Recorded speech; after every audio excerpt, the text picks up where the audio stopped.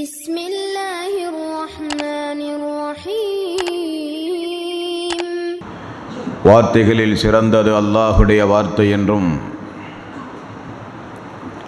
வழிகாட்டுதலில் சிறந்தது நபிகள் நாயகம் ஸல்லல்லாஹு அலைஹி வஸல்லம் அவர்களுடைய வழிகாட்டுதல் என்றும்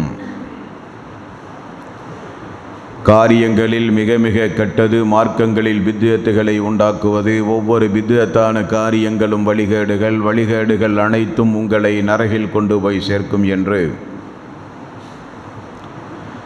நபிகள் நாயகம் ஸல்லல்லாஹு அலைஹி வஸல்லம் அவர்கள் தங்களுடைய ஒவ்வொரு சொற்பொழிவின் துவக்கத்திலும் இந்த மனித சமூகத்திற்கு நினைவுறுத்தியதை சிறப்புமிக்க இந்த நல்ல சந்தர்ப்பத்தில் அல்லாஹ்வினுடைய ஆலயத்தில் ஒன்று கூடியிருக்கின்ற உங்களது சிந்தனையிலும் அந்த நபிமொழியை நினைவுபடுத்தி எனது உரையை ஆரம்பம் செய்கின்றேன்.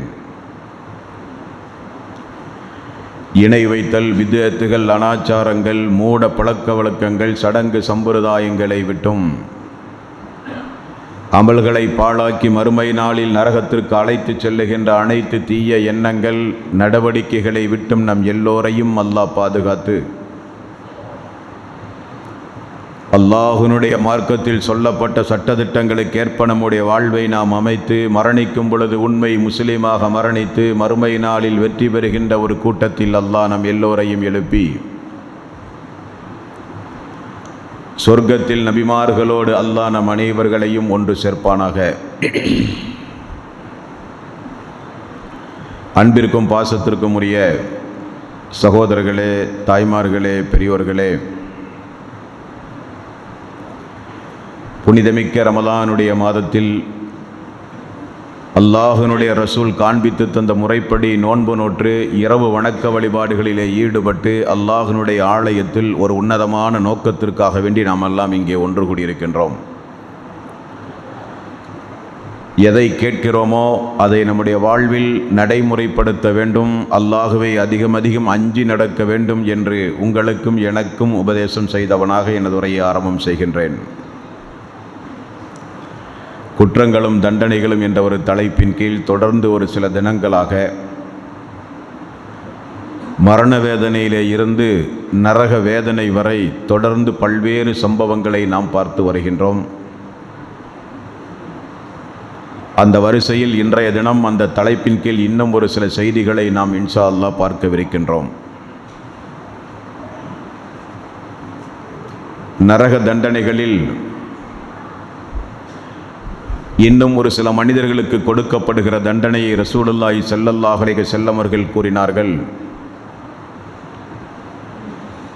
அல்லாஹ் வழங்கிய இந்த உடம்பை, அல்லாஹ் அமானிதமாக வழங்கிய இந்த உயிரை இந்த உலகத்தில் யாரெல்லாம் பேணி பாதுகாக்கவில்லையோ அவர்களுக்கு மறுமை நாளில் நரகத்தில் கொடுக்கப்படுகிற தண்டனை. பொதுவாக இந்த உலகத்தில் என்றைக்கு நாம் பிறந்தோமோ அன்றைக்கு மரணிப்பதற்கு முன்னால் பல்வேறு சோதனைகளும் துன்பங்களும் நம்முடைய வாழ்வில் தவிர்க்க முடியாத ஒன்று. சோதனை இல்லாத வாழ்வே கிடையாது. எல்லா மனிதர்களுக்கும் ஏதாவது ஒரு வகையில் சோதனைகள் வந்தே தீரும். அந்த சோதனைகளும் துன்பங்களும் வரும் பொழுது அதை எதிர்கொண்டு பொறுமை காத்து இந்த உலகத்தில் வாழ்வதற்கு பகரமாக யாரெல்லாம் தன்னுடைய உயிரை மாய்த்து கொண்டு தற்கொலை செய்கிறார்களோ அவர்கள் குறித்து ரசூலுல்லாஹி ஸல்லல்லாஹு அலைஹி வஸல்லம் அவர்கள் கூறினார்கள், ஒரு மனிதன் விஷம் அருந்தி தற்கொலை செய்தால் அவன் நரகத்திலும் விஷம் அருந்திய நிலையிலேயே தண்டிக்கப்படுவான். ஒரு மனிதன் ஆயுதம் கொண்டு தாக்கி தன்னை தற்கொலை செய்து கொண்டால் அதேபோல ஆயுதங்கள் அவனுடைய கையிலே கொடுக்கப்பட்டு அதன் மூலம் அவன் குத்தப்பட்டு கொண்டே இருப்பான் என்றார்கள் அல்லாஹ்வுடைய ரசூல். அதேபோல ஏதாவது உயர்வான ஒரு மாடியிலிருந்து கீழே விழுந்து ஒரு மனிதன் தன்னை மாய்த்து கொண்டால் நரகத்தினுடைய மேல்தளத்திலே இருந்து அடித்தளம் வரை அவனை அல்லாஹ் குதிக்க வைத்து கொண்டே இருப்பான் என்று ரசூலுல்லாஹி ஸல்லல்லாஹு அலைஹி வஸல்லம் அவர்கள் கூறினார்கள். அவனுக்கு மட்டும் அந்த வித்தியாசமான தண்டனை ஏன் கொடுக்கப்படுகிறது என்றால், அல்லாஹ் வழங்கிய உயிரை அவன் திரும்ப அல்லாஹ்விடத்திலே தூக்கி வீசி எறிந்தவனைப் போல எனக்கு இந்த உயிர் தேவையில்லை என்று அந்த உயிரை தூக்கி வீசி எறிந்து விட்டான். தற்கொலை என்பது சாதாரணமான குற்றம் அல்ல. முஸ்லிம் சமூகத்தினுடைய இறுதி பிரார்த்தனை ஜனாசா தொழுகை கூட கிடையாது. அப்படிப்பட்ட கர்ணகுடூரமான அந்த ஒரு குற்றத்தை யாராவது செய்யும் போது நரக நெருப்பில் அவன் எப்படி இந்த உலகத்தில் தன்னை மாய்த்து கொண்டானோ அதே போல நரக நெருப்பில் அதே விதத்தில் அவனுக்கு வேதனை வழங்கப்படும் என்று ரசூலுல்லாஹி ஸல்லல்லாஹு அலைஹி வஸல்லம் அவர்கள் கூறினார்கள். இன்றைய தினத்தில் சொல்லப்படுகிற உரைகள் எல்லாம் முஸ்லீம் என்கிற நபிமொழி தொகுப்பிலும் புகாரி என்கிற நபிமொழி தொகுப்பிலும், முஸ்லீம் என்கிற நபிமொழி தொகுப்பில் 299வது நபிமொழி, 133வது நபிமொழி, 299வது நபிமொழி, 302, 306, 308, 309, 310, 321, புகாரியில் 7450 இது போன்ற நபிமொழிகளில் இன்றைக்கு சொல்லுகிற குறிப்புகளை நீங்கள் பார்த்து கொள்ளலாம். அல்லாஹு தாலா மறுமை நாளில் இறை விசுவாசிகளுக்கு அல்லாஹ் தீர்ப்பளிப்பான். தீர்ப்பளித்த பிறகு அல்லாஹு தாலா நல்லவர்களை சொர்க்கத்திற்கு அவனே அழைத்து சொல்லுவானாம். ஒரு நபிமொழியிலே பார்க்கிறோம், அல்லாஹினுடைய கரத்தை பிடித்து இறை விசுவாசிகள் அவனோடு சுருக்கம் செல்லுவார்கள். அல்லாஹு தாலா மறுமை நாளில் அந்த சொர்க்கத்தை எப்படி அமைத்திருக்கிறான், நரகத்தை எப்படி அமைத்திருக்கிறான் என்பதை நான் சொன்ன அந்த நபிமொழிகளை நீங்கள் எடுத்து படித்து பார்த்தால்,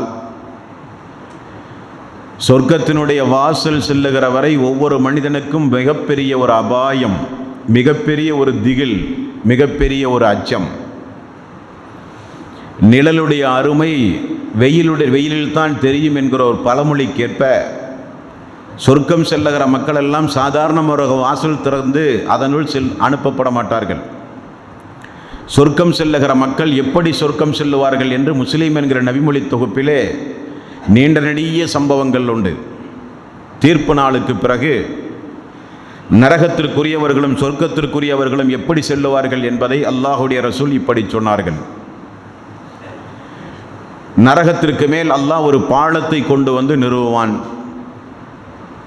அந்த பாலத்திற்கு கீழ் பிரம்மாண்டமான அந்த நரக நெருப்பு பேர் இறைச்சலோடு எழுந்து கொண்டிருக்கும். அந்த பாலம் அல்லாஹ்வுடைய ரசூல் கூறினார்கள், அது ஒரு இருள் சூழ்ந்த பாலம். அப்படியானால் அந்த பாலம் கடக்க இறை விசுவாசிகளுக்கு வெளிச்சம் தேவை. யாரெல்லாம் இரவு நேர வணக்க வழிபாடுகளிலே ஈடுபடுகிறார்களோ, இருள் சூழ்ந்த நேரங்களில் யார் அல்லாஹ்வுடைய ஆலயத்தை நோக்கி அடியெடுத்து வைக்கிறார்களோ அவர்களுக்கெல்லாம் அல்லாஹ் மறுமை நாளில் பிரகாசத்தை வழங்குவான் என்று நபிகள் நாயகம் ஸல்லல்லாஹு அலைஹி வஸல்லம் அவர்கள் கூறினார்கள். இறை விசுவாசிகளுக்கு பிரகாசம் வழங்கப்படும் ஒரு இருள் சூழ்ந்த பாலம். அந்த பாலம் முடியை விட லேசானதாம், கத்தியை விட கூர்மையானதாம், வலுவழுப்பு தன்மையுடையதாம், கொக்கிகள் நிறைந்த பாலமாம். ஏன் அல்லாஹு தஆலா அந்த பாலத்தில் கொக்கிகளை வைத்திருக்கிறான் என்று அல்லாஹுடைய ரசூல் கூறும்போது, அவரவர்களுடைய குற்றச் செயல்களுக்கு ஏற்றவாறு அந்த கொக்கிகள் அவர்களை பிடித்திழுத்து நரகத்திலே தூக்கி வீசும் என்றார்கள் அல்லாஹ்வுடைய ரசூல். இருள் சூழ்ந்த பாலம். நபிகள் நாயகம் ஸல்லல்லாஹு அலைஹி வஸல்லம் அவர்கள் கூறுகிறார்கள், நானும் எனது சமுதாயத்தை சார்ந்தவர்களும் தான் அந்த மனித சமுதாயத்தில் மறுமை நாளில் முதலில் அந்த பாலத்தை கடந்து செல்வோம். நபிமார்கள் அனுப்பப்பட்ட வரிசையில் நான் இறுதியானவராக இருந்தாலும், வேதம் வழங்கப்பட்ட சமுதாயத்தில் நாம் இறுதி சமுதாயமாக இருந்தாலும், அல்லாஹ் மறுமை நாளில் முதலில் விசாரணையை என்னிலிருந்து தான் தொடங்குவான் என்றார்கள் அல்லாஹ்வுடைய ரசூல். விசாரணை இந்த சமுதாயத்திலிருந்து தான் முதலில் விசாரணை தொடங்கப்படுமாம். சொர்க்கத்தினுடைய வாசலை முதலில் தட்டுகிற மனிதன் நானாகத்தான் இருப்பேன் என்றார்கள் அல்லாஹ்வுடைய ரசூல். அப்படிப்பட்ட அந்த மஹ்ஷர் மைதானத்தில் இருள் சூழ்ந்த அந்த பாலத்தை எல்லோரும் கடந்து செல்வார்கள். இந்த சமுதாயம்தான் முதலில் கடந்து செல்லும். அவரவர்களுடைய நன்மைகளுக்கு ஏற்றவாறு அந்த பாலத்தை கடந்து செல்கிற மக்களுடைய முகங்கள் எல்லாம் மாற்றப்படும். பௌர்ணமி நிலாவை போல ஒரு சில மக்களுடைய முகம், சூரியனைப் போல ஒரு சில மக்களுடைய முகம் பிரகாசிக்கும். ஒரு சில மக்களுடைய முகங்களெல்லாம் நட்சத்திரங்களைப் போல மின்னும். அவரவர்களுடைய அமல்கள், அவரவர்களுடைய நற்செயல்கள் எந்த அளவுக்கு அல்லாஹுவை பயந்து இந்த உலகத்தில் வாழ்ந்தார்களோ அதற்கேற்றவாறு அவருடைய முகபாவனைகள் எல்லாம் மாற்றப்பட்டு அழகுபட அந்த பாலத்தை கடந்து இறை விசுவாசிகள் செல்லுவார்களாம்.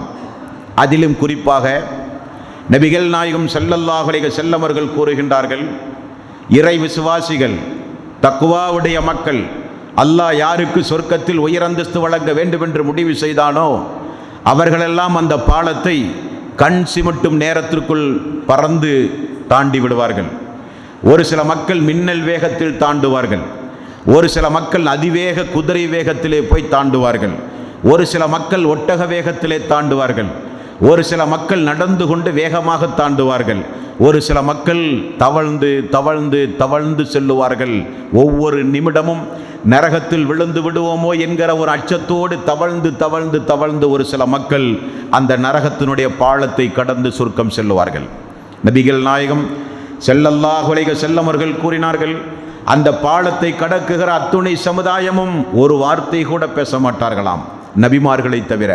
நபிமார்கள் ஆதம் அலைஹிஸ்ஸலாத்து வஸ்ஸலாம் அவர்கள் முதற்கொண்டு அல்லாஹ்வுடைய ரசூல் வரை அந்த பாலம் கடக்கும் பொழுது செய்கிற பிரார்த்தனையை ரசூலுல்லாஹி ஸல்லல்லாஹு அலைஹி வஸல்லம் அவர்கள் சொன்னார்கள், அல்லாஹும்ம சல்லிம் அல்லாஹும்ம சல்லிம் அல்லாஹும்ம சல்லிம். அல்லாஹுவே எங்களை காப்பாற்று, அல்லாஹுவே எங்களை காப்பாற்று, அல்லாஹுவே எங்களை காப்பாற்று. இதுதான் அந்த பாலத்தை கடந்து செல்லும் போது நபிமார்களுடைய பிரார்த்தனையாக இருக்கும் என்று ரசூலுல்லாஹி ஸல்லல்லாஹு அலைஹி வஸல்லம் அவர்கள் கூறினார்கள்.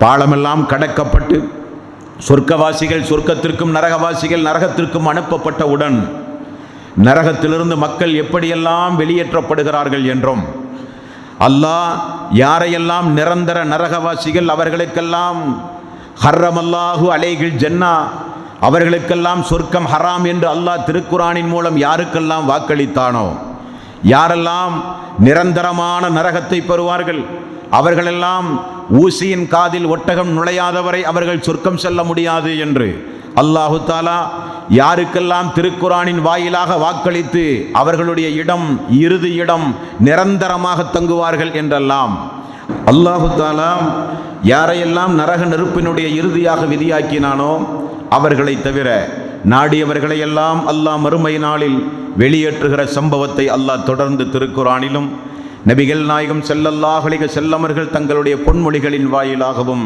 நமக்கு விளக்கிச் சொல்லுகிறார்கள். ஏதாகினும் இந்த உரை நிகழ்ந்து முடியும் பொழுது, இந்த உரை முடியும் பொழுது நாம் எல்லாம் அல்லாஹ்விடத்திலே பிரார்த்தனை செய்துவிட்டு களைய வேண்டும். அல்லாஹ் நரக நெருப்பினுடைய சிறிய வேதனை கூட எங்களுக்கு கிடைக்காமல் சொர்க்கத்தின் உன்னதமான இடத்தை எங்களுக்கு நீ வழங்கிய அல்லாஹ் என்கிற ஒரு பிரார்த்தனை. ஆமாம் தோழர்களே, மறுமை நாளில் 70,000 மக்கள் நபிமார்கள் பார்க்க, சுகதாக்கள் பார்க்க, சித்திகீன்கள் உண்மையாளர்கள் இறை விசுவாசிகளுடைய கண் முன்னே 70,000 மக்கள் அல்லாஹ்வுடைய நீதி விசாரணை மன்றத்தில் எந்த கேள்வியும் இல்லாமல் சொர்க்கம் செல்லுகிற ஒரு காட்சி. அல்லாஹ்வுடைய ரசூல் தங்களுடைய தோழர்களுக்கு மத்தியில் மறுமை நாளில் அல்லாஹ்வுடைய விசாரணையும் அல்லாஹ்வுடைய தண்டனையும் எடுத்து கூறி, அதிலும் குறிப்பாக 70,000 மக்கள், ஒரு சில மக்கள் 70,000 மக்கள் சொர்க்கத்திற்கு கேள்வி கணக்கே இல்லாமல் செல்லுவார்கள் என்றார்கள்.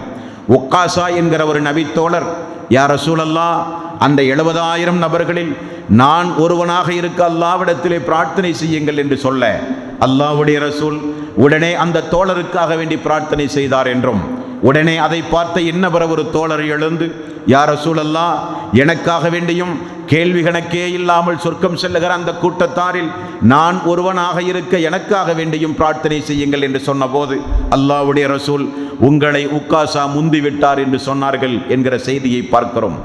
நபிகள் நாயகம் ஸல்லல்லாஹு அலைஹி வஸல்லம் அவர்கள் கூறிய செய்தியும் அல்லாஹ் திருக்குரானில் கூறிய பல்வேறு சம்பவங்களையும் தொகுத்து பார்க்கும்போது மறுமை நாளில் அல்லாஹ்வுடைய அனுமதி இல்லாமல் யாரும் பேச முடியாத நாள்.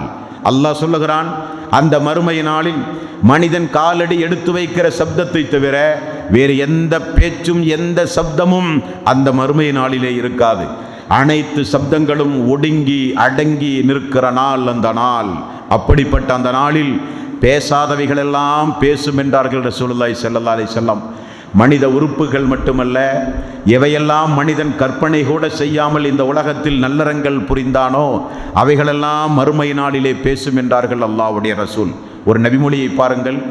அல்லாஹ்வுடைய ரசூல் சொல்லுகிறார்கள், யாரெல்லாம் உம்ராவுக்கும் ஹஜ்ஜுக்கும் அடிக்கடி சென்று அந்த சொர்க்கத்துக்கள் ஹஜ்வத்துக்களை யாரெல்லாம் முத்தமிடுகின்றார்களோ அந்த கல் மறுமை நாளிலே பேசுகின்ற கண் கொண்டு, பார்க்கிற கண் கொண்டு, பேசுகின்ற நாவு கொண்டு மறுமை நாளில் அல்லாஹ் அந்த கல்லை எழுப்புவான். இந்த உலகத்தில் ஹஜ்ஜையும் உம்ராவையும் நிறைவேற்றச் சென்ற மக்கள் யாரெல்லாம் அந்த கல்லை தொட்டு முத்தமிட்டார்களோ அந்த கல் அந்த மக்களை பார்த்து அல்லாஹ் அந்த வணக்க வழிபாட்டை இவன் நேர்த்தியாக செய்தான் என்று சொல்லி அந்த கல் அல்லாஹ்விடத்திலே இந்த மனிதனுக்காக வேண்டி பரிந்து பேசும்.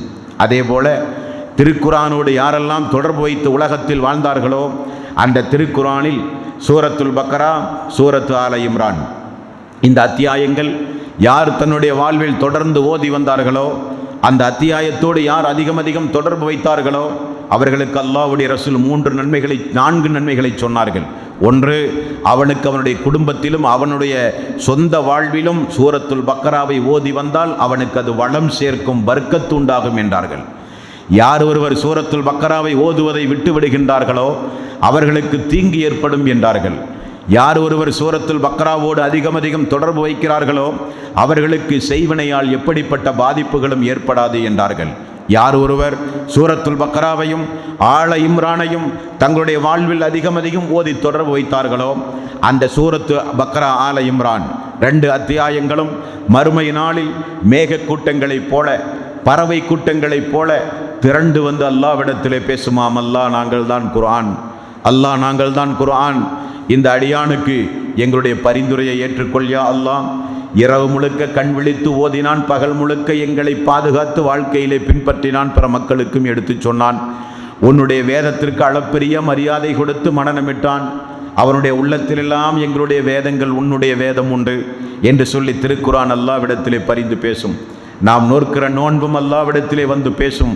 அல்லாஹ் பகல் முழுக்க பட்டினி கிடந்து எங்களை பாதுகாத்தான் யா அல்லாஹ், ஆகவே எங்களுடைய பரிந்துரையும் நீ ஏற்றுக்கொள் என்று அல்லாஹ்விடத்திலே நோன்பும் பரிந்து பேசும்.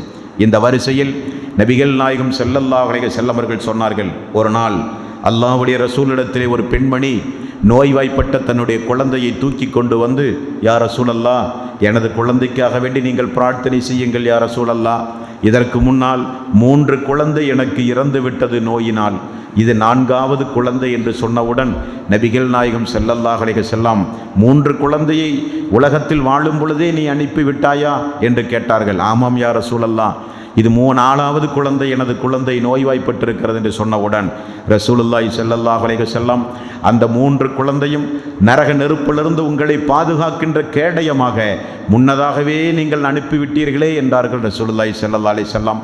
அபூ ஹுரைரா அவர்கள் அறிவிக்கின்ற ஒரு செய்தியை பாருங்கள். ஒரு தோழர் வந்து கேட்டார், குழந்தைகளை முன்னதே அனுப்பிய பெற்றோர்களுடைய நிலைமை மறுமை நாளில் என்னவென்று கேட்டார். ஆமாம், அல்லாஹ்வுடைய ரசூல் சொல்ல நான் கேட்டேன், யாரெல்லாம் இந்த உலகத்தில் வாழ்ந்து தங்களுக்கு முன்னதாகவே தங்களுடைய பச்சிளம் பிள்ளைகளை எல்லாம் இழந்து தவிக்கின்ற பெற்றோர்களுக்கு மறுமை நாளில் அந்த குழந்தைகள் அந்த பெற்றோருடைய கையையோ அந்த பெற்றோர்களுடைய ஆடையையோ பிடித்து கொண்டு, அல்லாஹ், என்னுடைய பெற்றோர்களை நீ சொர்க்கத்திற்கு அனுப்பாதவரை நாங்கள் விடமாட்டோம் என்று சொல்லி அந்த குழந்தைகள் முறையிடும் என்றார்கள். குழந்தைகள் நரக நெருப்பிலிருந்து பெற்றோர்களை பாதுகாக்கிற கேடயம் என்றார்கள் அல்லாஹ்வுடைய ரசூல். அந்த வரிசையில் நபிகள் நாயகம் ஸல்லல்லாஹு அலைஹி வஸல்லம் அவர்கள் கூறினார்கள், மறுமை நாளில் அல்லாஹ்விடத்திலே பரிந்து பேசுகிற, மக்களுக்கு பரிந்து பேசுகிற ஒரு வாய்ப்பு எனக்கு உண்டு. ஆகவே என்னுடைய பெயரை கேட்டால் யாராவது என் மீது அதிகம் சலவாத்து கூறுங்கள்.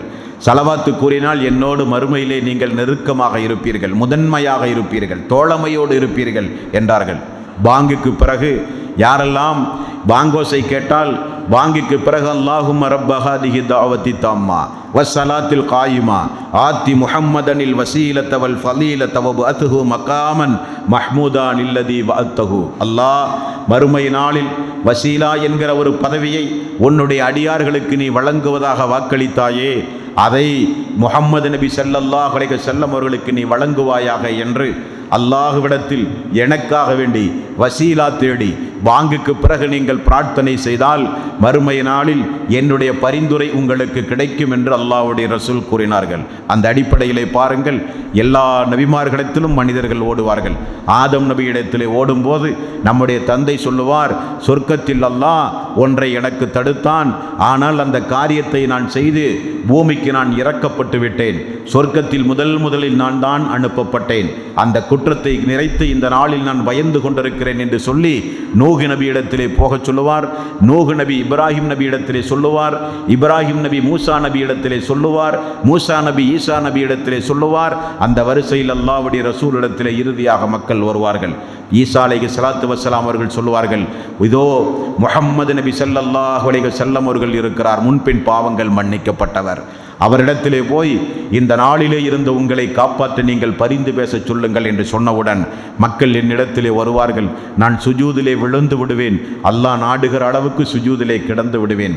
உடனே அல்லாஹு தாலா, இறை தூதரே உங்களுடைய தலையை உயர்த்துங்கள், வேண்டுங்கள் கொடுக்கப்படும், கேளுங்கள் தரப்படும், பரிந்துரை செய்யுங்கள் ஏற்கப்படும் என்று அல்லாஹ் சொல்லுவான்.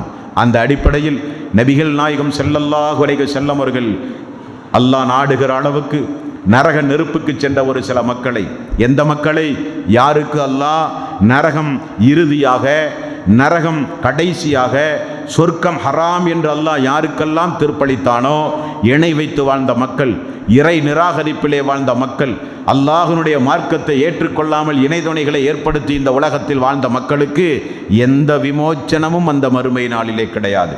யாருக்கு இந்த விமோச்சனம்? வானவர்களுடைய பரிந்துரை, நபிமார்களுடைய பரிந்துரை, இறை விசுவாசிகளுடைய பரிந்துரை, கடைசியாக அல்லாஹ்வுடைய வகைக்கு அல்லாஹும் கொஞ்சம் பேரை நரகத்திலே இருந்து வெளியேற்றுகிற சம்பவங்களெல்லாம் இன்றைய தினம் நாம் பார்க்கவிருக்கிறோம். யாருக்கு இவைகளெல்லாம்?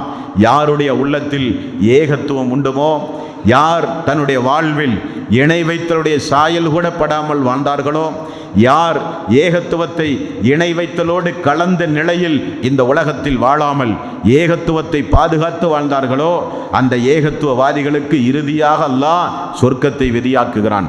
ஆகவேதான் நபிகள் நாயகம் ஸல்லல்லாஹு அலைஹி வஸல்லம் அவர்கள் கூறினார்கள், மரண நேரத்தில் அஷ்ஹது அல்லா இலாஹ இல்லல்லாஹ் அஷ்ஹது அன்ன முஹம்மதர் ரசூலுல்லாஹ் என்கிற திருக்களிமாவை சொன்ன நிலையிலே மரணியுங்கள், எப்படியாவது சொர்க்கம் செல்லுவீர்கள், சொர்க்கம் சென்றே தீருவீர்கள், இறுதியாக சொர்க்கம் செல்லுவீர்கள் என்று அல்லாஹ்வுடைய ரசூல் சொன்னார்கள்.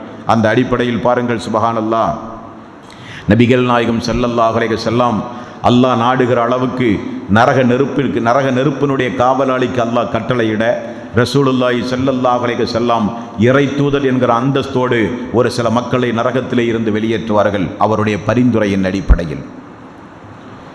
யா அல்லாஹ், என்னுடைய அறிவுக்குட்பட்டு நான் பரிந்துரை செய்து விட்டேன் என்று அல்லாஹ்விடத்திலே கூற, அல்லாஹ் திரும்பச் சொல்லுவான், இறை தூதரே, யாருடைய உள்ளத்தில் ஒரு பொற்காசு அளவு ஏகத்துவம் உண்டுமோ அவர்களையும் போய் நரகத்திலே இருந்து வெளியேற்றுங்கள் என்று அல்லாஹ் சொல்லுவான். மீண்டும் அல்லாஹ்வுடைய ரசூல் அது போன்ற நபர்களை எல்லாம் வெளியேற்றிவிட்டு, அல்லாஹ் இந்த தகுதிக்கு உட்பட்டவர்கள் என்னுடைய பார்வையில் இனி யாரும் இல்லை என்று சொன்னவுடன், யாருடைய உள்ளத்தில் அரை காசு அரை பொற்காசு அளவுக்கு ஏகத்துவம் உண்டுமோ அவர்களையும் வெளியேற்றுங்கள் என்று சொல்ல, அல்லாஹ்வுடைய ரசூல் அப்படியே ஒவ்வொரு ஆட்களாக வெளியேற்றுவார்கள். அல்லாஹ்வுடைய ரசூலுடைய பரிந்துரை கிடைக்காது என்று சொல்லுகிற மனிதர்களும் மறுமை நாளிலே உண்டு. அல்லாஹ் அதிலிருந்து நம் அனைவர்களையும் காப்பாற்ற வேண்டும். காரணம் என்ன? நாமெல்லாம் அல்லாஹ்வுடைய ரசூலை நம்முடைய கண் கொண்டு பார்க்காத மக்கள். அல்லாஹ் திருக்குரானில் கூறினான், அல்லாஹ்வுடைய ரசூலுடைய பொன்மொழிகளிலே படித்து பார்த்து உணர்கிறோம், நமக்கென்று ஒரு தூதர் வந்திருக்கிறார், அவருக்குத்தான் அல்லாஹ் இறைவேதத்தை அருளி இருக்கிறான் என்று நம்பிக்கையின் அடிப்படையில் அந்த தூதரை நாமெல்லாம் நம்முடைய மனதில் அல்லாஹ்வுடைய ரசூல் எப்படி இருப்பார்கள் என்ற ஹதீசுகளை படித்து பார்த்து உணர்ந்து இந்த உலகத்தில் வாழ்ந்து கொண்டிருக்கிறோம், சஹாபாக்களைப் போல் அல்ல. அப்படியானால் மறுமை நாளில் அல்லாஹ்வுடைய ரசூலை பார்க்கிற பாக்கியம் நமக்கெல்லாம் கிட்ட வேண்டும். அல்லாஹ்வுடைய ரசூலை விட்டும் தூரமாகி விடக்கூடாது. பாருங்களேன், ரசூலுல்லாஹி ஸல்லல்லாஹு அலைஹி வஸல்லம் அவர்கள் சொன்னார்கள், மறுமை நாளில் மனித சமூகத்திலே இருந்து என்னுடைய சமூகம் பிரித்து எடுக்கப்படும். எப்படி பிரித்தெடுக்கப்படும் என்றால், அவர்கள் ஒது செய்த காரணத்தினால் உறுப்புகள் எல்லாம் பிரகாசமாக மின்னும். அதை கொண்டு மலக்குமார்கள் இவைகளெல்லாம் முஹம்மதுடைய சமுதாயம் என்று சொல்லி பிரித்தெடுத்து ஒரு சோதனை சாவடியில் கொண்டு போய் நிப்பாட்டுவார்கள். அந்த சோதனை சாவடியில் நாமெல்லாம் நிப்பாட்டப்படுவோம். இரண்டாவது ஒரு சோதனை சாவடி உண்டு. அந்த சோதனை சாவடியிலே இருந்து இரண்டாவது சோதனை சாவடிக்கு செல்லுவான் மனிதன். எதற்காக? கௌசர் என்கிற தடாகத்தில் நீர் அருந்துவதற்காக. நீர் அருந்த இரண்டாவது சோதனை சாவடிக்கு மனிதன் செல்லும் பொழுது மலக்குமார்களால் தடுக்கப்படுகிறார்கள். அதை அல்லாஹ்வுடைய ரசூல் பார்க்கிறார்கள். அல்லாஹ்வுடைய ரசூல் அந்த நீர் அருந்த தடுக்கிற மக்களை பார்த்து, நரக பாதையை நோக்கி ஓட்டப்படுகிற மக்களை பார்த்து அல்லாஹ்வுடைய ரசூல் மீண்டும் அல்லாஹ்விடத்திலே முறையிடுகிறார், யா அல்லாஹ், இவர்களெல்லாம் என்னுடைய தோழர்கள், இவர்களெல்லாம் என்னுடைய உம்மத்தை சார்ந்தவர்கள், ஒது செய்த காரணத்தினால் உறுப்புகள் எல்லாம் பிரகாசமாக மின்னுகிற காரணத்தினால் இவர்களெல்லாம் என்னுடைய சமுதாயத்தை சார்ந்தவர்கள், யா அல்லாஹ் என்று அல்லாஹ்விடத்திலே மண்டாடும் போது அல்லாஹ் தூதருக்கு சொல்லுவான், தூதரே, உங்களுடைய மரணத்திற்கு பிறகு இவர்களெல்லாம் நான் உங்களுக்கு வழங்கிய அந்த இஸ்லாம் என்கிற மார்க்கத்தில் புதுமையை உண்டாக்கிய மக்கள், மார்க்கத்தில் இல்லாததையும் பொல்லாததையும் நன்மை என கருதி வித்தியத்துகளையும் அனாச்சாரங்களையும் மூட நம்பிக்கைகளையும் மூட பழக்க வழக்கங்களையும் சர்வ சாதாரணமாக மார்க்கத்தின் பெயரால் செய்த மக்கள் என்று அல்லாஹ் அந்த மக்களை குறித்து தூதருக்கு சொன்னவுடன் ரசூலுல்லாஹி ஸல்லல்லாஹு அலைஹி வஸல்லம் அவர்கள் சொன்னார்கள், ஒரு ஒட்டக மேய்ப்பாளன் ஒட்டகத்தை துரத்துவதைப் போல் அந்த நாளில் நான் துரத்துவேன். உங்களுக்கும் எனக்கும் எந்த சம்பந்தமும் கிடையாது. என்னை விட்டும் நீங்கள் விலகி போயுங்கள், விலகி போய்விடுங்கள் என்று அல்லாஹ்வுடைய ரசூல் மறுமை நாளில் ஒரு சில மக்களை பார்த்து கூறி விரட்டுவார்கள். அந்த அணியில் ஒரு காலம் நாம் சேர்ந்து விடக்கூடாது. எதை செய்தாலும், எப்படிப்பட்ட வணக்க வழிபாடுகளில் நாம் ஈடுபட்டாலும் அல்லாஹ் சொன்னானா, அல்லாஹ்வுடைய ரசூல் கூறினார்களா என்று பார்த்து பார்த்து அமல் செய்ய வேண்டியது நம்முடைய தலையாய கடமை. மன் அமில அமலல் லைஸா அலைஹி அம்ருனா ஃபஹுவ ரத்துன். நான் சொல்லாத ஒன்றை, செய்யாத ஒன்றை யாரெல்லாம் நன்மை என நினைத்து செய்கின்றார்களோ அவைகளெல்லாம் மறுமை நாளில் அல்லாஹ்வினுடைய நீதிமன்றத்தில் தூக்கி எறியப்படும் என்றார்கள் ரசூலுல்லாஹி ஸல்லல்லாஹு அலைஹி வஸல்லம். அல்லாஹ்வுடைய ரசூல் கொண்டு வந்த இந்த மார்க்கத்தில் அவர் 23 ஆண்டு காலம் எவைகளையெல்லாம் நன்மை என்று ஏவினாரோ, எவைகளையெல்லாம் மார்க்கம் என்று போதித்தாரோ, எவைகளையெல்லாம் கூடாது என்று தடுத்தாரோ அவைகளை பார்த்து பார்த்து பின்பற்ற வேண்டியது நம்முடைய தலையாய கடமை. இல்லாவிட்டால் கௌசர் என்கிற நீர் தடாகத்தில் நீர் இருந்துகிற பாக்கியம் மட்டுமல்ல, அது தடுக்கப்படுகிற நிலை மட்டுமல்ல, அல்லாஹ்வுடைய ரசூலை விட்டும் தூரமாகி நரக நெருப்பின் பக்கம் ஓட்டப்படுவோம். இப்படியாக ரசூலுல்லாஹி ஸல்லல்லாஹு அலைஹி வஸல்லம் அவர்கள் அந்த நரக நெருப்பிலிருந்து கொஞ்சம் மனிதர்களை வெளியேற்றுகிறார்கள். வானவர்கள் அல்லாஹ்விடத்திலே பேசுகிறார்கள். அல்லாஹ்வுடைய ரசூல் சொன்னார்கள், திருக்குரானோடு தொடர்பு வைக்கிற மக்கள் மறுமை நாளில் வானவர்களோடு இருப்பார்கள் என்றார்கள் அல்லாஹ்வுடைய ரசூல். வானவர்கள் அந்த அளவுக்கு சந்தோஷப்படுவார்கள். திருக்குரானோடு நாம் தொடர்பு வைக்கும் போது, திருக்குரானோடு யாரெல்லாம் தொடர்பு வைத்து திருக்குரானை பக்கம் பக்கமாக மனனம் செய்து தொழுகையிலும் இன்ன பிற நேரங்களிலும் திருக்குரானோடு தொடர்பு வைத்து தானும் கற்று தன்னுடைய மனைவி, மக்கள், தாய், தந்தையர்களுக்கு போதித்து திருக்குரானு தொடர்பு வைத்த மக்களுக்கெல்லாம் மலக்குமார்கள் அல்லாஹ்விடத்திலே பரிந்து பேசுவார்கள். அல்லாஹ், இவர்களெல்லாம் உன்னுடைய மார்க்கத்தை பின்பற்றிய மக்கள், உன்னுடைய தூதரை பின்பற்றிய மக்கள், எவைகளையெல்லாம் நீ மறைவாக சொன்னாயோ, சொர்க்கம் உண்டு, நரகம், வானவர்கள் உண்டு, விதி உண்டு என்றெல்லாம் எவைகளையெல்லாம் மறைமுகமாக நீ நம்பச் சொன்னாயோ அனைத்தையும் நம்பிய மக்கள் யா அல்லாஹ். ஆகவே இவர்களை இந்த நாளில் நீ கைவிட்டு விடாதே என்று உன்னதமான படைப்பாக திகழ்கின்ற மலக்குமார்கள், நரக நெருப்பினுடைய காவலாளியாக அல்லாஹ் போடுகிறானே மலக்குகள், சொர்க்கத்திற்கு வரவேற்கக்கூடிய மலக்கு என்று லட்சோப லட்ச மலக்குகள், கோடி கோடி மலக்குகள் அல்லாஹ்வுடைய படைப்பால் உண்டு. அப்படிப்பட்ட மலக்குகள் அல்லாஹ்விடத்திலே நமக்காக வேண்டி மன்றாடும். அல்லாஹ், மார்க்கத்தின் அடிப்படையில் வளர்ந்த மக்கள், மறைமுகமாக நீ சொன்னதை எல்லாம் நம்பிய மக்கள், ஹராம் ஹலாலுகளை பேணிய மக்கள். ஆகவே எங்களுடைய பரிந்துரையை ஏற்றுக்கொண்டு இவர்களுக்கு நீ மன்னிப்பு வழங்கிய அல்லாஹ் என்று சொன்னது மட்டுமல்ல, சொர்க்கத்தில் அவர்களையும் அவருடைய மனைவிமார்களையும் அவருடைய பெற்றோர்களையும் அவருடைய முன்னோர்களையும் எல்லாம் நீ சொர்க்கத்தில் ஒன்று சேர்ப்பாயாக யா அல்லாஹ். அவர்களை நீ கைவிட்டு விடாதே யா அல்லாஹ் என்று வானவர்களும் அல்லாஹ்விடத்திலே பரிந்து பேச, அவருடைய பரிந்துரைப்படி கொஞ்சம் நபர்கள் மீண்டும் நரகத்திலே இருந்து வெளியேற்றப்படுகிறார்கள். மூன்றாவதாக இறை விசுவாசிகளுடைய உள்ளத்தில் அல்லாஹ் தஆலா ஒரு எண்ணத்தை போடுகிறான், யாருக்காவது நாமும் பரிந்துரை செய்யப்பட வேண்டும் என்று.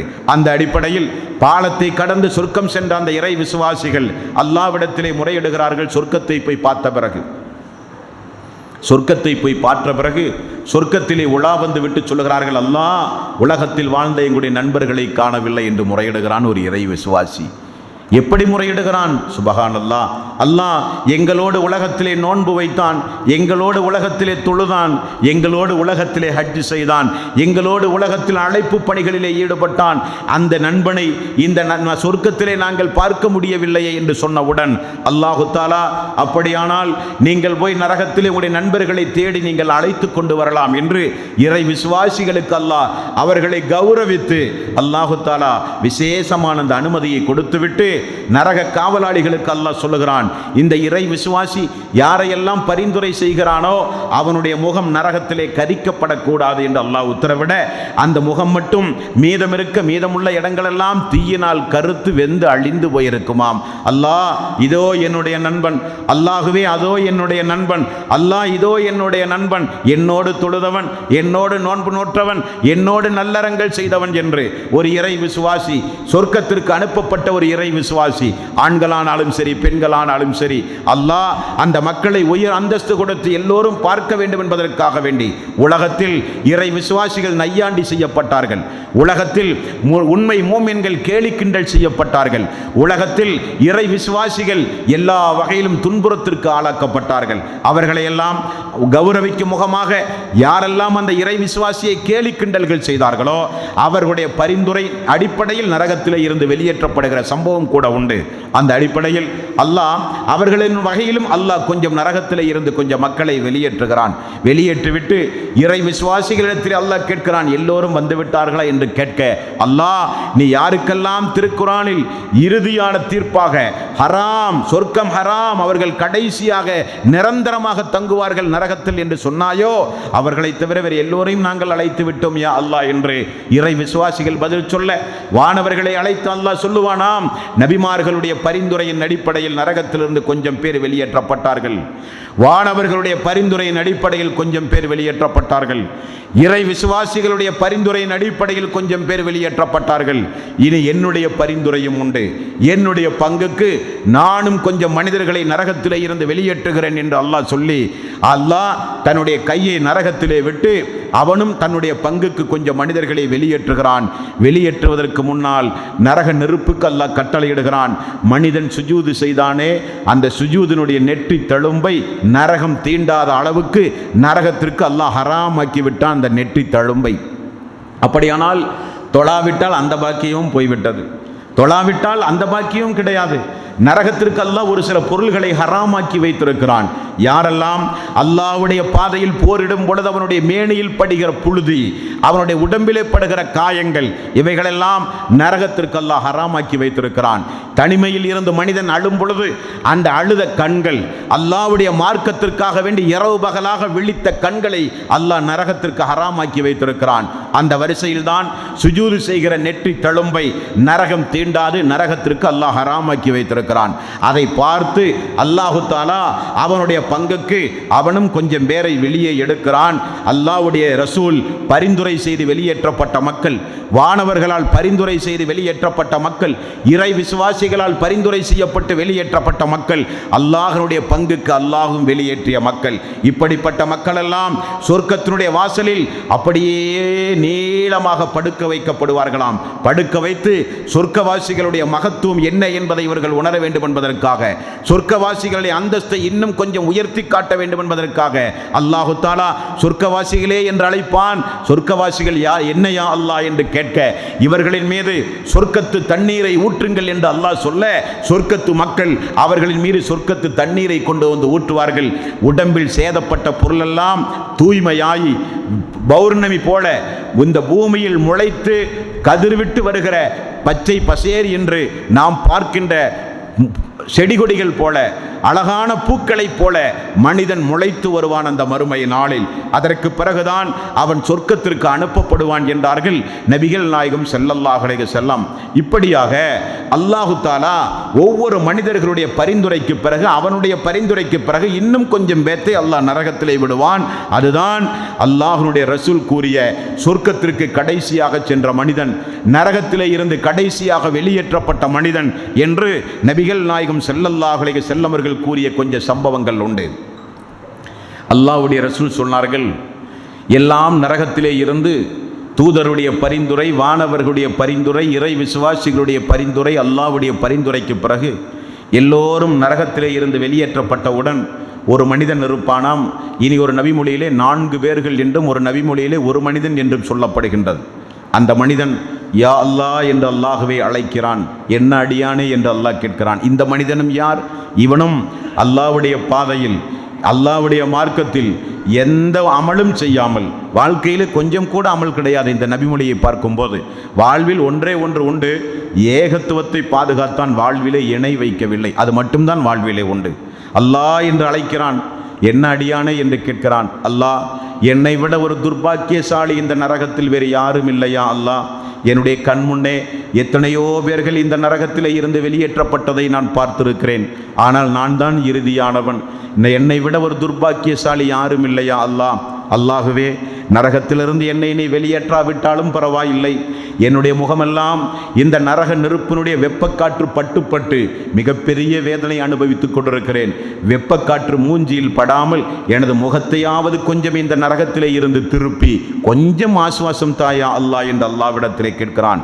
அல்லாஹு தாலா, ஆதமுடைய மகனே, அப்படி உன்னை நான் செய்தால் வேறு ஏதாவது என்னிடத்திலே நீ கேட்பாயா என்று கேட்க, அந்த அடியான், அல்லாஹ், உன்னுடைய கண்ணியத்தின் மீது சத்தியமாக நான் சொல்லுகிறேன், வேறு ஒன்றையும் நான் கேட்க மாட்டேன் யா அல்லாஹ் என்று அல்லாஹ்விடத்திலே அடியான் சத்தியமிட்டு சொல்கிறான்.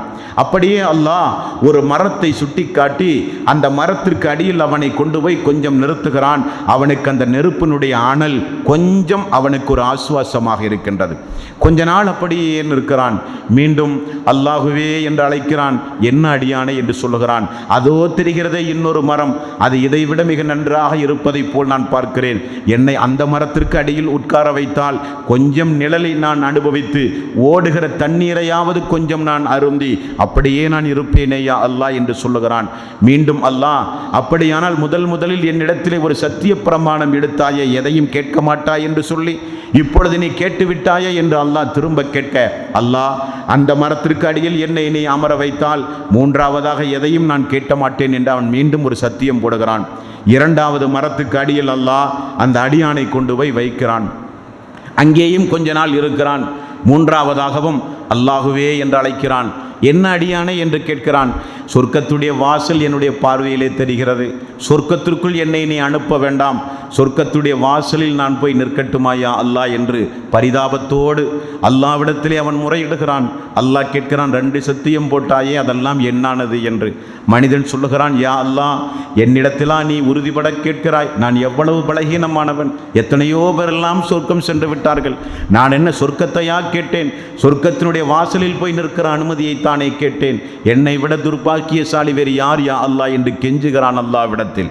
அல்லாஹு தாலா, சரி, அதை விட வேறு எதையாவது கேட்பாயா என்று சொல்ல, உன் மீது சத்தியமாக சொல்லுகிறேன் யா அல்லாஹ், அதை தவிர ஒன்றும் கேட்க மாட்டேன் என்கிறான்.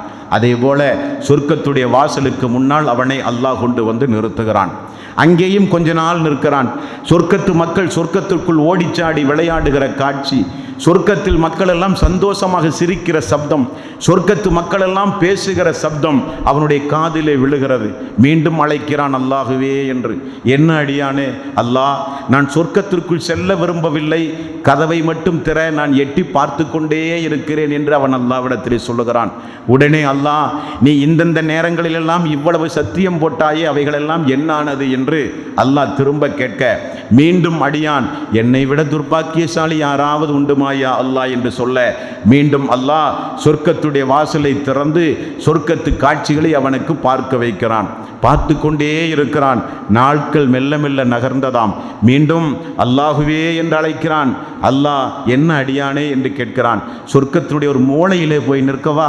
எனக்கு உயர் ரகமான இடமெல்லாம் ஒன்றும் வேண்டாம், இதோ நான் பார்க்கிறேன் எத்தனையோ இறை விசுவாசிகள், நல்லமல் செய்த மக்கள், உலகத்தில் நல்லமல்களை எனக்கு போதித்தார்கள், உலகத்திலே ஹராம் ஹலாலுகளை பேணி நட என்று உபதேசம் செய்தார்கள், அவர்களை எல்லாம் கிண்டல் கேலி செய்து உலக வாழ்வை நான் வீணடித்து விட்டேன். ஆனால் எத்தனையோ மக்கள் சொர்க்கத்தில் நல்லறங்களின் பிரதிபலனை அனுபவித்துக் கொண்டிருக்கிறார்களே யா அல்லாஹ் என்று சொல்லும் போது அல்லாஹு தாலா அந்த மனிதனை பார்த்து சொன்னவும் பல்வேறு சம்பவங்கள் ஹதீஸிலே பார்க்கிறோம். அல்லாஹ், நீ போய் சொர்க்கத்திற்குள் உனக்கு தேண்டிய இடம் எது என்று நீ பார்த்து வா என்று அல்லாஹ் அனுப்புகிறான்.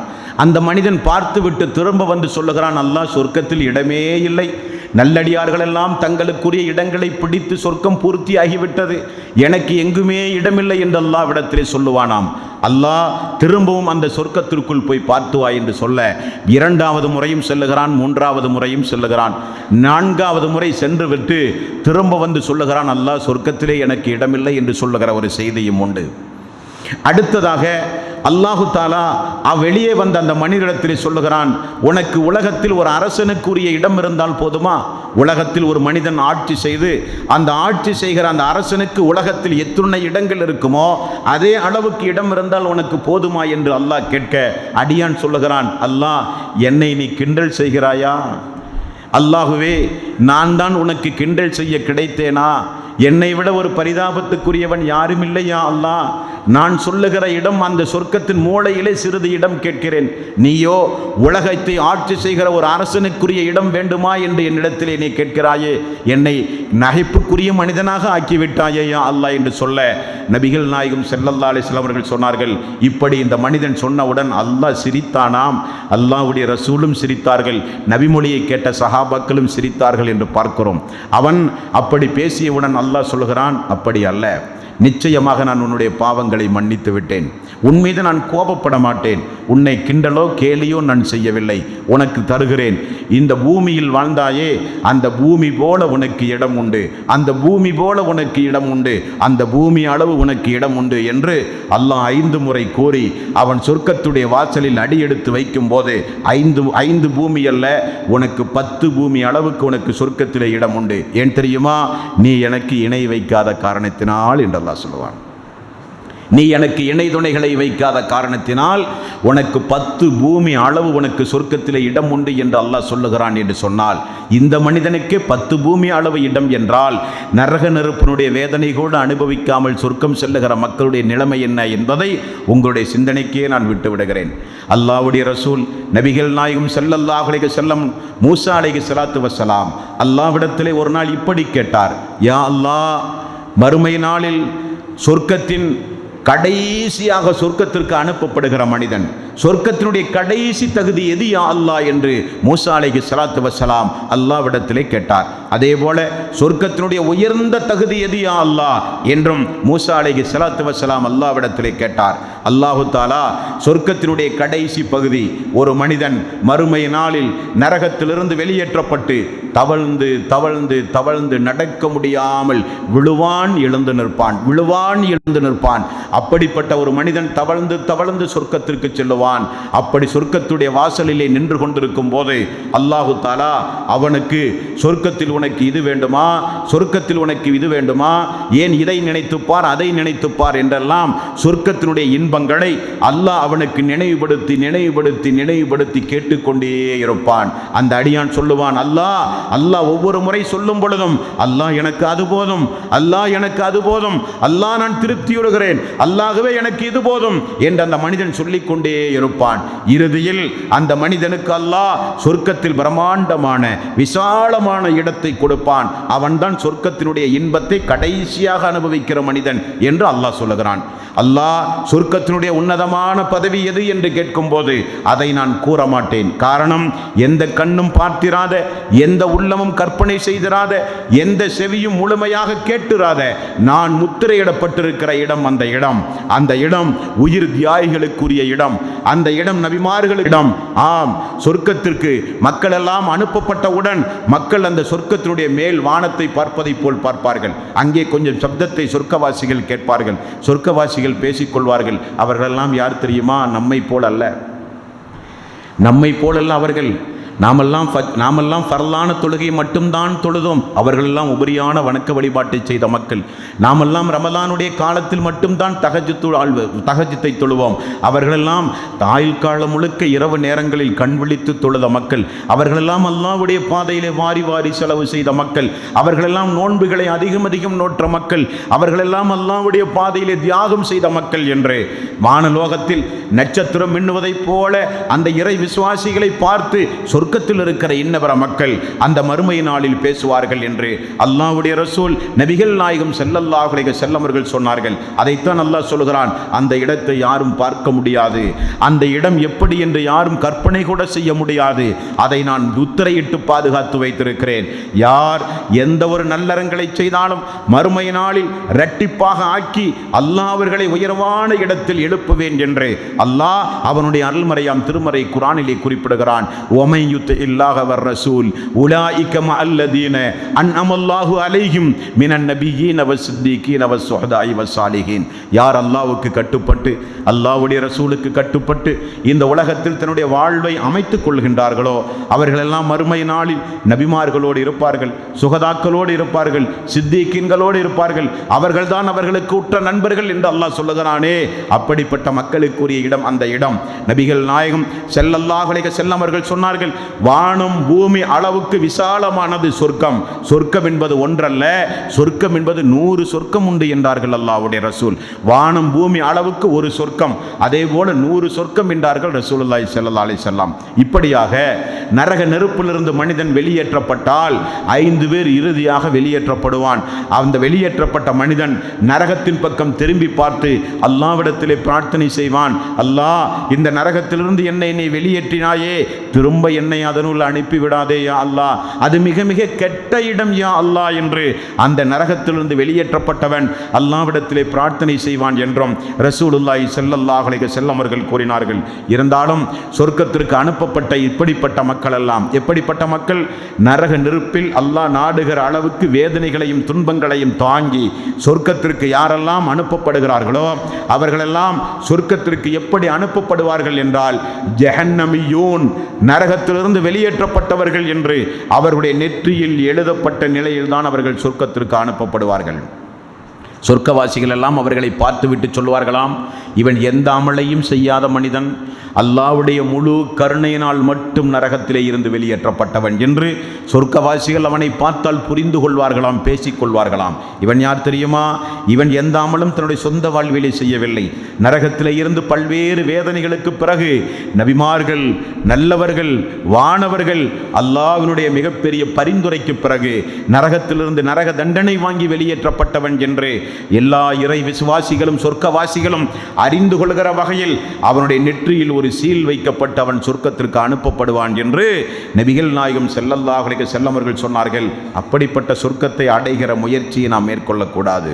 அல்லாஹ்வுடைய ரசூல் சொன்னார்கள், அல்லாஹ்விடத்திலே சொர்க்கத்தை கேளுங்கள், ஜன்னத்துல் ஃபிர்தௌஸை தாயா அல்லாஹ் என்று கேளுங்கள் என்று அல்லாஹ்வுடைய ரசூல் சொன்னார்கள். ஆக அந்த அடிப்படையில் இந்த புனிதமிக்க ரமலானுடைய மாதத்தில் பாவங்களை விட்டும் கொஞ்சம் ஒதுங்கி வாழ்ந்து நல்லறங்களை கொஞ்சம் அதிகம் நீங்களும் நானும் செய்ய வேண்டும். அல்லாஹ்வுடைய ரசூல் சொன்னார்கள், ஒரு மனிதனை அடக்கினால் 2 அவனை விட்டு வந்து விடுகிறது, நல்லறங்கள் மட்டும் அவனோடு நின்று விடுகிறது. அந்த நல்லறங்களுடைய மகத்துவம் நமக்கு இப்பொழுது தெரியாது. நாம் தொழுகிறோம், ருக்கு செய்கிறோம், சுஜூது செய்கிறோம், பிரார்த்தனைகள் செய்கிறோம், தௌபா செய்கிறோம், தஸ்பீஹ் செய்கிறோம் என்று சாதாரணமாக நினைத்து விடாதீர்கள். இவைகளெல்லாம் அல்லாஹ் சேமித்து வைத்துக் கொண்டிருக்கிறான். அந்த அடியாருக்கு பாவத்தை மன்னித்து சொர்க்கத்தில் உயர் அந்தஸ்தை வழங்குவதற்கு.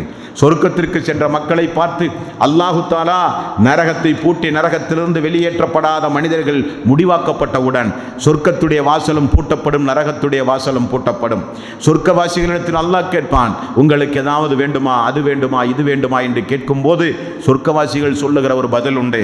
அல்லாஹ், பாலத்தை கடந்து நாங்கள் சொர்க்கம் வரும்போது அந்த பாலத்தில் விழுந்து விடாமல், நரகத்தில் விழுந்து விடாமல் எங்களுடைய முகத்தை நீ பாதுகாத்தாயே, அதை தவிர எங்களுக்கு வேறு எது ஒன்றும் தேவையில்லையா அல்லாஹ்.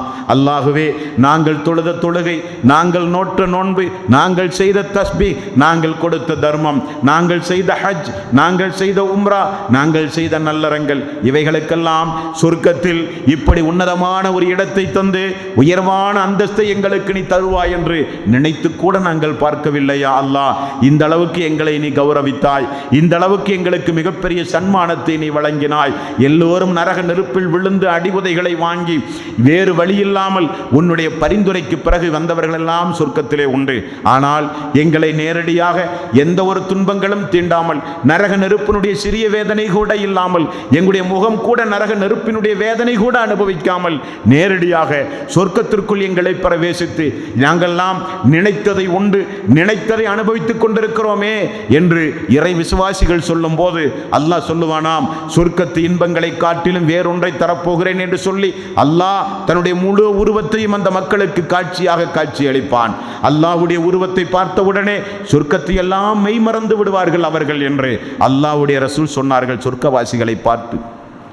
இறுதியாக சொர்க்கத்திலிருந்து தவழ்ந்து தவழ்ந்து வெளியேறினானே, சொர்க்கத்தில் இடமில்லை என்று அல்லாஹ்விடத்திலே முறையிட்டானே, 10 உலகம் அளவுக்கு உனக்கு சொர்க்கத்தில் இடம் உண்டு என்று அல்லாஹ் சொன்னானே, இணை வைத்தல் இல்லாத வாழ்க்கையை நீ வாழ்ந்த காரணத்தினால், ஏகத்துவம் உன்னுடைய வாழ்வில் இருந்த காரணத்தினால், நீ மரணிக்கின்ற காலம் வரை எவ்வளவு கஷ்டங்கள் துன்பங்கள் சோதனைகள் வந்தாலும் தாயத்தணிவதோ கருப்பு கயிறு அணிவதோ மாந்திரீகமான காரியங்களில் ஈடுபடவோ தர்காவுக்கு செல்லவோ இறந்தவிடத்திலே உதவி தேடுதல் போன்ற இணை வைத்தல் போன்ற எந்த காரியத்தையும் உன்னுடைய வாழ்வில் நீ செய்யாத காரணத்தினால், சர்ச்சுகளுக்கும் கோயில்களுக்கும் பல்வேறு உருவச் சிலைகளை வணங்கி வழிபடுகிற மக்கள் மத்தியில் நீ வாழ்ந்திருந்தோம். ஏகத்துவத்தை நீ பாதுகாத்த ஒரே காரணத்தினால் உனக்கு சொர்க்கத்தில் 10 உலக அளவுக்கு உனக்கு இடம் உண்டு என்று அல்லாஹ் அனுப்புவானே, அவனும் சொர்க்கத்திலே போய் தனக்குரிய மாளிகைக்குள் நுழையும் பொழுது அங்கே ஹூர்லின்களை பார்க்கிறான். ஹூர்லின்கள் சொல்கிறார்கள், அல்லாஹ் எங்களை உங்களுக்காக வேண்டி படைத்திருக்கிறான், உங்களை எங்களுக்காக வேண்டி படைத்திருக்கிறான் என்று. ஹூர்லின்கள் இப்படி அடிவுதைகளை வாங்கி வருகிற மக்களை கூட சொர்க்கத்து ஹூர்லின்கள் வரவேற்பதாகவும், அப்படிப்பட்ட நேரத்தில் அவர்கள் சொல்லுகிறார்கள், அல்லாஹ் எங்களுக்கு பாக்கியம் செய்தான், எப்படியோ எங்களை நரகத்திலே இருந்து அல்லாஹ் வெளியேற்றினான், அல்லாஹுவே திரும்ப அந்த படுபயங்கரமான இடத்திற்கு நாங்கள் செல்லாமல் நீதான் யா அல்லாஹ் எங்களை பாதுகாக்க வேண்டும் என்று அவர்கள் பிரார்த்தனை செய்யும் போது, அல்லாஹு தஆலா உங்களின் மீது உள்ள கோபம் முடிந்து விட்டது, இனி உங்களின் மீது நான் கோபப்பட மாட்டேன், நீங்கள் எல்லாம் என்னுடைய கருணைக்கும் அன்புக்கும் உரியவர்கள் என்று அல்லாஹ் சொர்க்கவாசிகளை பார்த்து மறுமை நாளில் கூறுவான் என்று அல்லாஹ் சொல்லுகிறானே. ஆகவே நீங்களும் நானும் அல்லாஹ்விடத்திலே பிரார்த்தனை செய்ய வேண்டும். அல்லாஹ் முஸ்லீமாக வாழும் போதே உயிரை கைப்பற்றியா அல்லாஹ், கபருடைய வாழ்வை விசாலமாக்கியா அல்லாஹ், சொர்க்கத்துடைய வாசலை திறந்து வையா அல்லாஹ், சொர்க்கத்துடைய நறுமணம் எங்களுடைய கபர்களுக்கு வீசச் செய்யா அல்லாஹ், சொர்க்கத்துடைய விரிப்பை எங்களுக்கு விரித்து புதிய மணமகனை போல எங்களை நீ உறங்கச் செய்யா அல்லாஹ். அல்லாஹுவே கபருடைய அதாபிலே இருந்தும் கபருடைய வேதனைகளிலே இருந்தும் எங்களை காப்பாற்றி எங்களை அடக்கப்பட்ட அந்த கபரை விசாலத்திற்குரிய இடமாக நீ ஆக்கி எங்களை அந்த மண்ணறையிலிருந்து எழுப்புகிற நாள் வரை சந்தோஷமான ஒரு வாழ்வை எங்களுக்கு நீ மண்ணறையிலும் தருவதோடு மறுமை நாளில் அமளிதுமலைகளுக்கு மத்தியில் எல்லா அநியாயக்காரர்களும் அக்கிரமக்காரர்களும் நிறுத்தப்படுகிற அந்த நாளில் எங்களை இலகுவாக நீ விசாரணை செய்யா அல்லாஹ். இல்லாவிட்டாலோ விசாரணை இல்லாமல் கேள்வி கணக்கே இல்லாமல் சொர்க்கம் செல்லுகிற கூட்டத்தாரில் எங்களை நீ ஆக்கியா அல்லாஹ். அது மட்டுமல்ல, எங்களுக்கு நீ சொர்க்கத்தை தருவதாக இருந்தாலும் இந்த கண் கொண்டு அல்லாஹ்வுடைய ரசூலை நாங்கள் பார்க்க வேண்டும், அவரோடு நாங்கள் ஒன்றாக சொர்க்கத்திலே இருக்க வேண்டும்.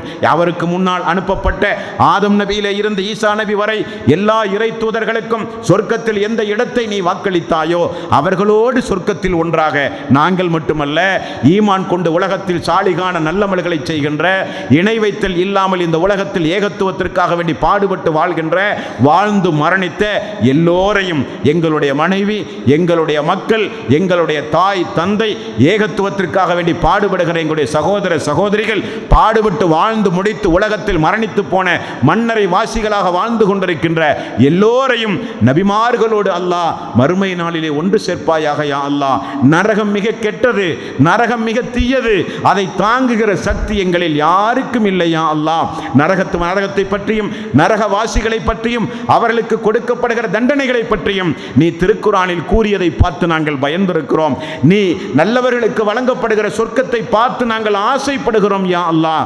ஆகவே நரகத்திலிருந்து எங்களை பாதுகாத்து சொர்க்கத்து பேரின்பத்தை எங்களுக்கும் எங்களுடைய முன்னோர்களுக்கும் எங்களுக்கு முன்னால் வாழ்ந்து இந்த உலகத்தில் வாழ்ந்து மரணித்த நல்லவர்களுக்கும் எங்களுடைய எதிரிகளாக இருந்தாலும் சரி அவர்களுக்கு கூட மறுமை நாளில் ஒரு கேவலத்தையோ நரகத்தினுடைய ஒரு வேதனையையோ அல்லாஹுவே ஒரு காலம் நீ கொடுக்காமல் எல்லோருக்கும் பொது மன்னிப்பு நீ வழங்க வேண்டும். ஹிதாயத்து கிடைக்காத மக்களுக்கு ஹிதாயத்தையும், ஹிதாயத்து கொடுத்த மக்களுக்கு அந்த ஹிதாயத்தை மரணம் வரை நீட்டி வைத்து முஸ்லீமான மரணத்தை அல்லாஹுவே எல்லோருக்கும் நீ வழங்கு என்று தினசரி பிரார்த்தனை செய்ய வேண்டும். பொருத்தமான மாதத்தை அல்லாஹ் நமக்கு தந்திருக்கிறான். இன்னும் நமக்கு ஒரு 20 நாள், இன்னும் கொஞ்சம் குறைந்தான நாள் நமக்கு ரமலானுடைய மாத நாட்களிலே உண்டு. அந்த நாட்களையும் அமல்களின் மூலம் உயிர்ப்பித்து தௌபா செய்து பிரார்த்தனைகளில் ஈடுபட்டு முஸ்லீமாக வாழ்ந்து முஸ்லீமாக மரணிக்கின்ற பாக்கியத்தை அல்லாஹ் நம் அனைவர்களுக்கும் தந்த அருள் புரிவானாக. வாஹிரு தவானா அல்ஹம்துலில்லாஹி ரப்பில் ஆலமீன்.